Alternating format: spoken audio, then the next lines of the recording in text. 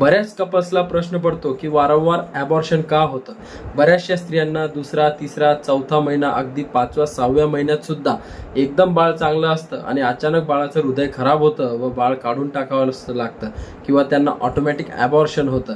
तर असं का होतं? सर्व सुरळीत चालू असताना अचानक बाळाचे ठोके बंद पडून बाळाचा मृत्यू होतो व त्यानंतर ॲबॉर्शन करावं लागतं. तर यामागचं सर्वात मोठं कारण आहे टॉर्च इन्फेक्शन. यामध्ये 4 प्रकारचे व्हायरसेस असतात.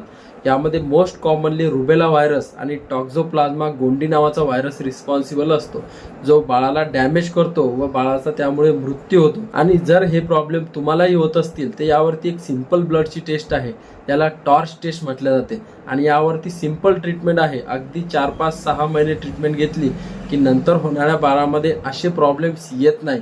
तर तुम्हालाही असे प्रॉब्लेम्स असतील तर तुम्ही टॉर्च इन्फेक्शनची टेस्ट नक्की करा आणि या इन्फेक्शनवरती जर ट्रीटमेंट घ्यायची असेल तर आपल्या जवळच्या डॉक्टरांना नक्की दाखवा किंवा तुम्ही मला डायरेक्टली DM सुद्धा करू शकता.